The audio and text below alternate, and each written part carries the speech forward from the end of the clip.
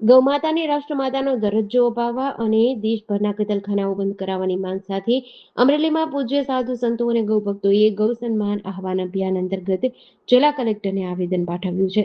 સંતોએ જણાવ્યું કે તેઓ કોઈ રાજકીય હેતુથી નહીં પરંતુ ગૌવંશના રક્ષણ અને સન્માન માટે સરકાર સમક્ષ આ માંગ રજૂ કરી રહ્યા છે. મીડિયા સાથેની વાતચીતમાં તેમણે ધાર્મિક ગ્રંથો અને ઇતિહાસના સંદર્ભો આપતા ગૌમાતાને રાષ્ટ્રમાતા જાહેર કરવાની માંગને પુનરાવર્તિત કરી હતી. કાર્યક્રમ દરમિયાન ગૌભક્તોએ બેનરો અને ભગવા ધ્વજ સાથે રામધૂન ગાઈ શાંતિપૂર્ણ રીતે પોતાની લાગણી વ્યક્ત કરી હતી.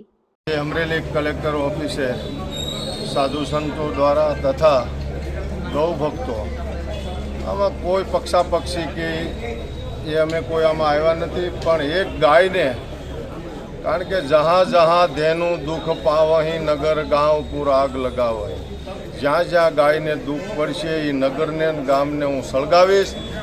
આવું ભગવાન પોતે, ભગવાને જ્યારે અવતાર ધર્યો તો એમાંય સ્તુતિમાં લખ્યું, વિપ્ર ધેનું સુર સંત હિત લીજ મનુજ અવતાર. વિપ્ર ધેનું ગાય માટે મેં જન્મ. જ્યારે ભગવાન કૃષ્ણ અવતારમાં જ્યારે પૃથ્વીએ ગાયનું રૂપ લીધું તો આ ગાયને રાષ્ટ્રમાતા તરીકે દરજ્જો કેમ ન અપાય? એટલે અત્યારે અમે વિનંતી કરીએ છીએ, જ્યારે યવનાક શાસનમાં પણ ગૌવંશ હત્યા બંધ થઈ હતી, જ્યારે દિલ્હીની તખત ઉપર યવનાક શાસન હતું ત્યારે રામાનંદ સ્વામીએ 13 કલમ લખાવી, એમાં ગૌવંશ હત્યા બંધ થઈ છે. તેદી એ નાભાકૃતમાં લખેલી છે. તો તેદી જો થતી હોય તો અત્યારે કેમ ન થાય? અને અત્યારે કેમ ગાયને રાષ્ટ્ર માતાનો દરજ્જો ન આપી શકાય? એટલે ખરેખર આ અત્યારે વિનંતી કરીએ છીએ.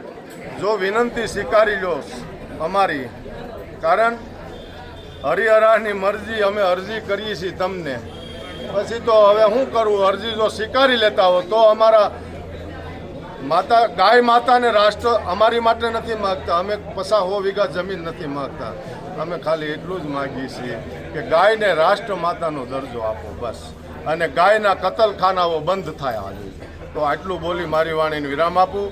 જેડીસી ન્યૂઝ સાથે મૌલિક દોશી, અમરેલી.